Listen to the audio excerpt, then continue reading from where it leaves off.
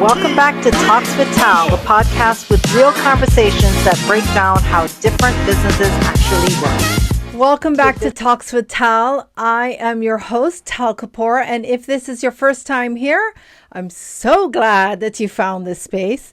This podcast exists for one reason, and that's to have the real conversations that most people are too polished or too careful or afraid to even have out loud.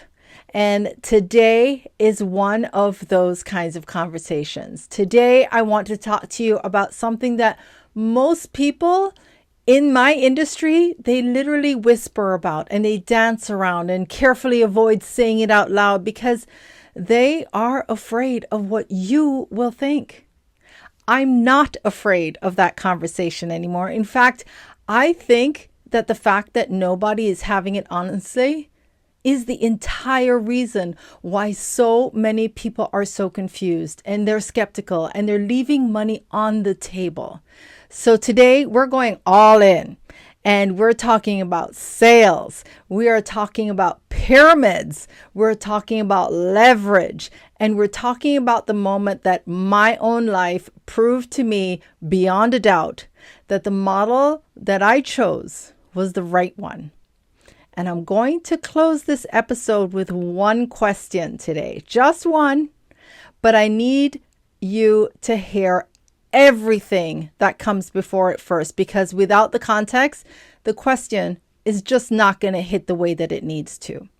So stay with me all the way to the end, and I promise you, it will be worth every minute. Okay, let me ask you something before we go any further. When was the last time that you sold something? And before you answer that, I want you to think bigger, bigger than a transaction, because most of us hear the word sales and we immediately picture a car dealership or a timeshare presentation or someone knocking on the door that we just, trying to sell us something that we didn't ask for. But what about the moment that you convinced your mother to feed you again before it was time? You couldn't even speak yet. And somehow you made your case and you won. That was your first sales pitch and you closed it. What about the time that you failed a math test and had to explain to your parents why it wasn't entirely your fault? You were building a case, managing objections, and trying to land on the outcome that worked in your favor. That's sales. What about the sport that you wanted to play and nobody else in the family understood? Or the career path you chose that raised eyebrows? Or the person you wanted to spend the rest of your life with and had to convince your family that they were the right choice? What about that first family vacation that you wanted to take and it took like 3 conversations and a very compelling argument before everyone came around? The way you introduced your children to your values, your beliefs, your way of seeing the world, every single one of those moments is sales. The transfer of belief from one person to another.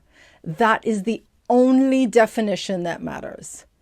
I have been in sales in my personal life, probably before I could even speak as well, and also being in sales my entire career life. And so have you. You just never thought of it that way.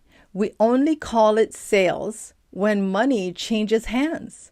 But the skill itself, we have all been using it our entire lives. The people who understand this stop being afraid of sales and start getting very intentional about it. And that, my friends, changes everything. Okay, now let's address the elephant in the room because I know that it is sitting right there.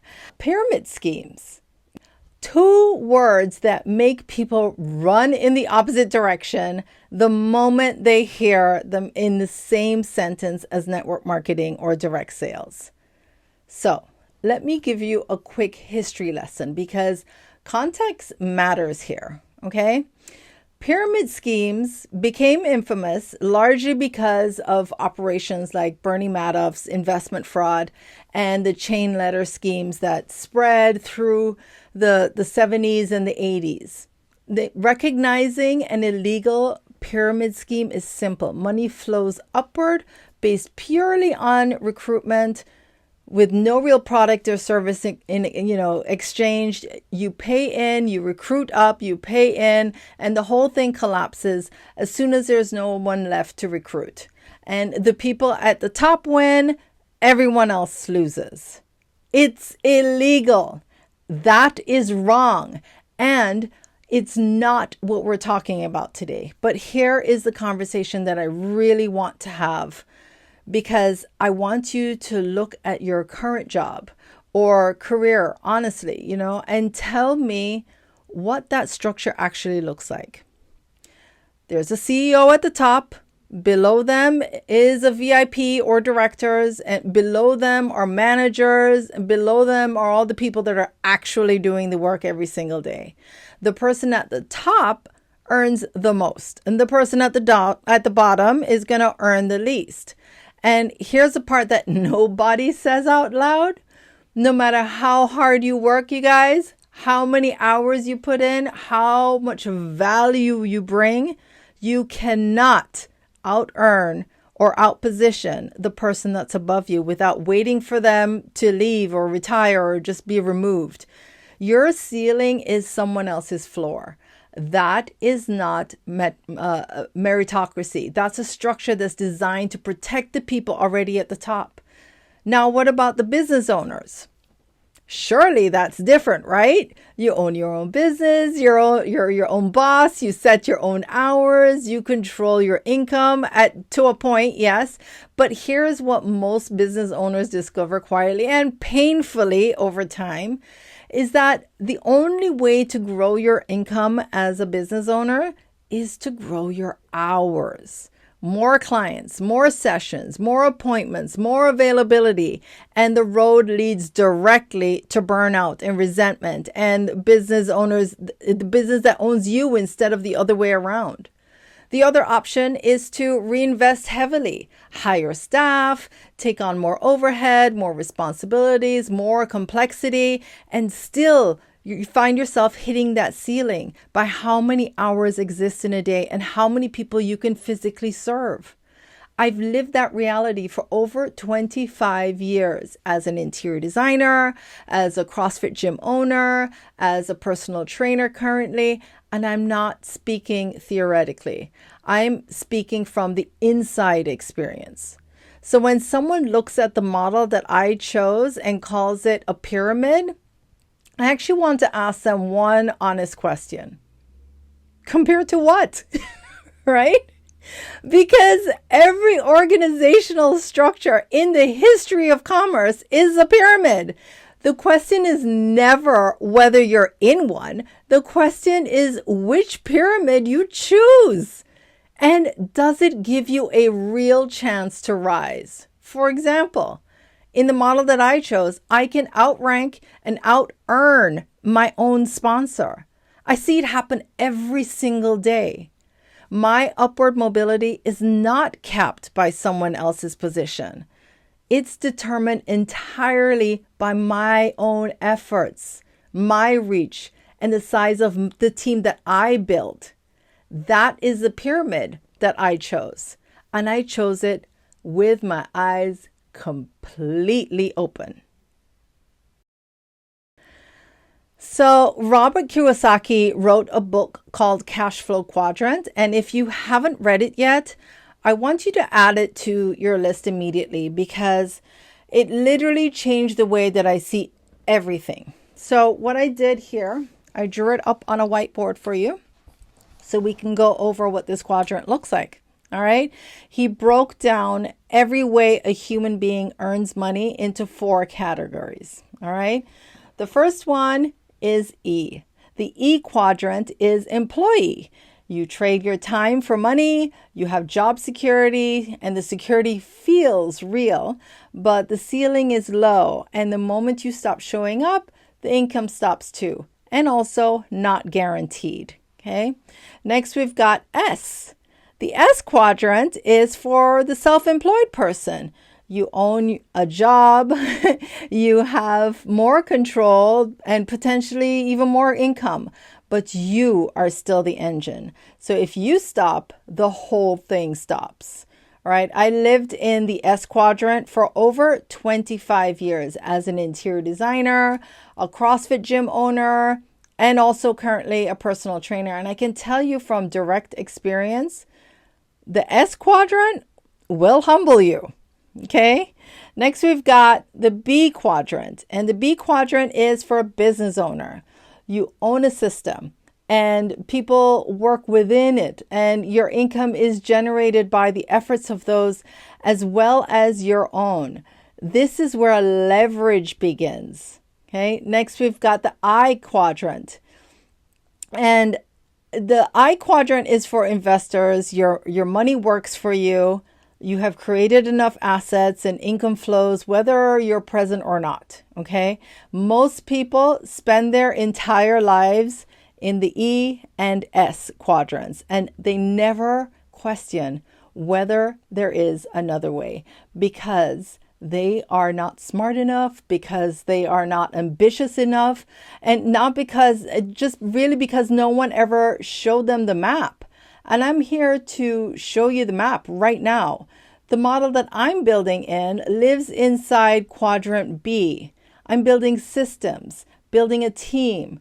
And the goal is to move as far into that quadrant that the income does not need my daily presence to keep flowing. It's kind of hard to read over, like talk to you while I'm doing all of this. But I know this works, okay? And I know this works because life has actually already proved it to me.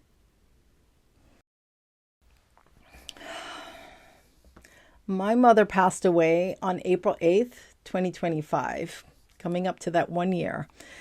I took 2 weeks off from my gym immediately after she passed, then a week here and there to travel, because honestly, I just couldn't stand being at home without her in it. And over the next several months, I was largely absent from actively promoting my online business or even my gym. I was grieving and I was exhausted and I just was not there.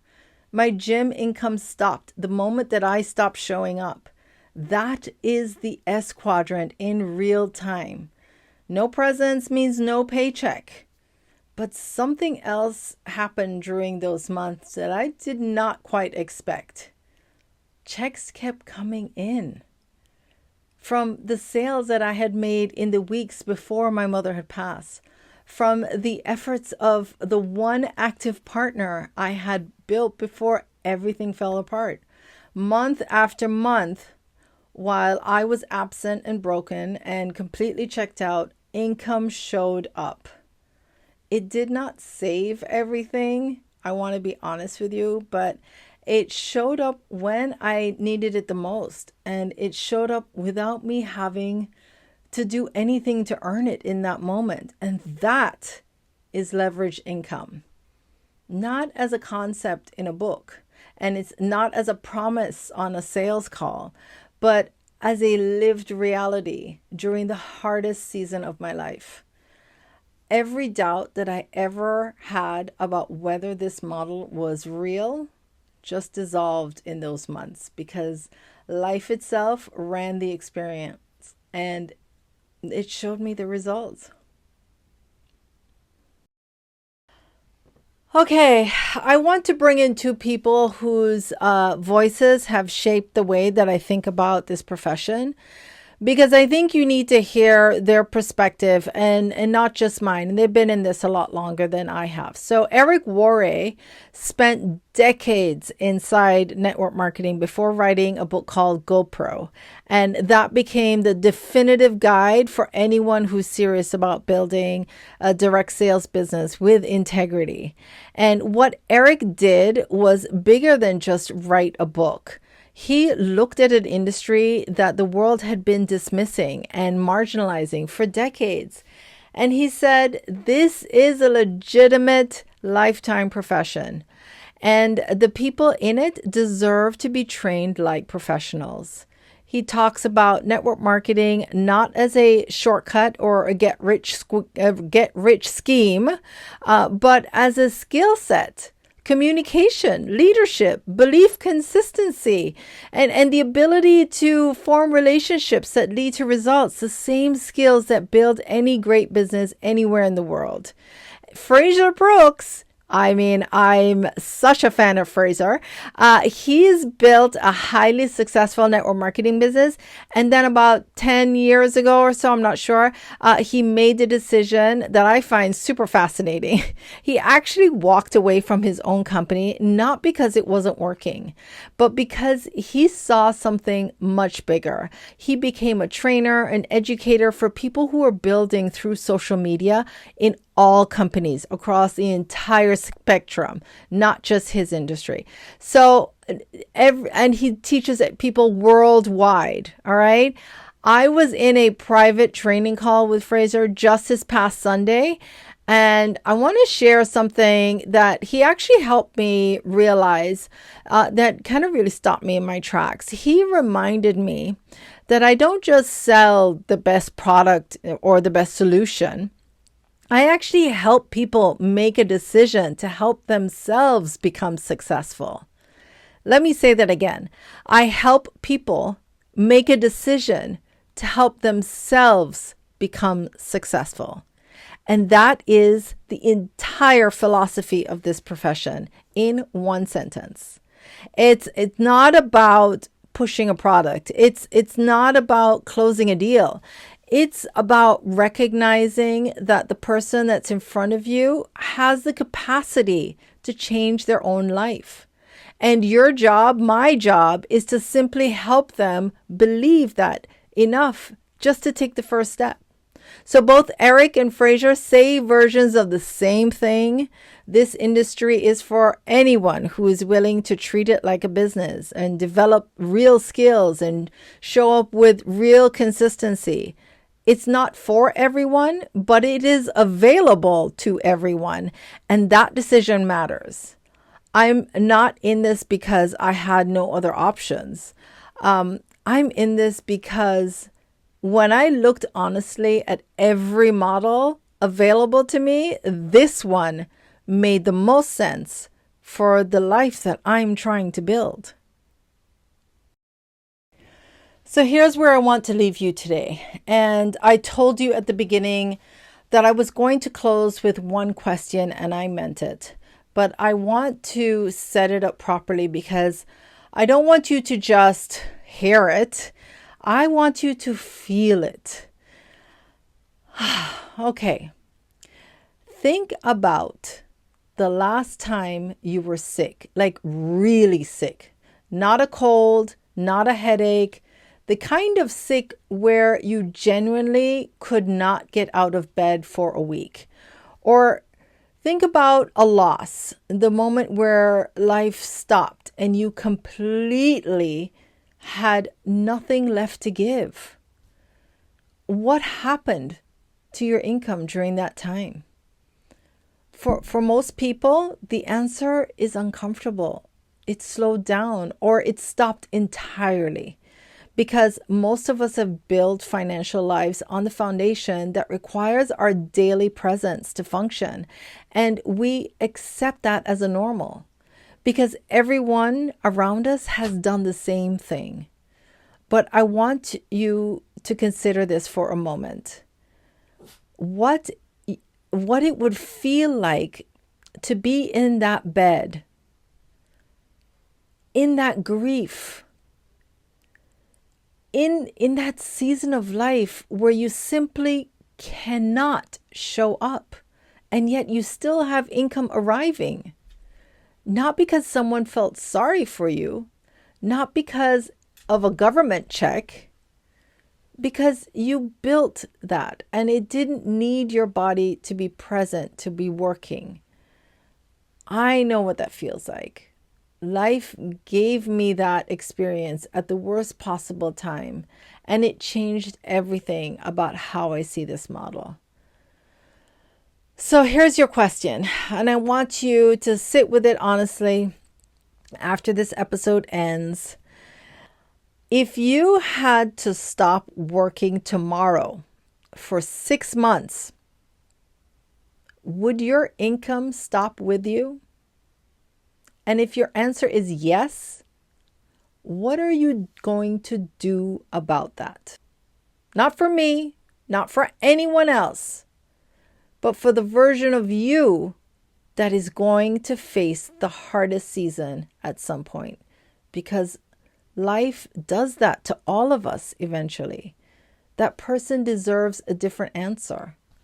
And I'm sharing all of this so deeply today because I know that there are people watching this right now who've been sitting in the same trap that I was, believing that the only way to earn is to show up, believing that trading time for money is just how it works, believing that wanting more somehow makes you greedy or unrealistic. It doesn't. It makes you human. And if this episode gave even one of you a new way of seeing what's possible, share it with someone who needs to hear it. Because the conversation we had today is the one that most people never get to have, and everyone deserves it. So, walk good and take care. Okay, wow. Thank you so much for spending the time with me on Talks with Tal. If this conversation resonated with you, I would love for you to subscribe. And if you're curious about learning more about starting your own high ticket affiliate marketing business, you can send me a message with the word conversation. So take care. Bye for now. Mwah.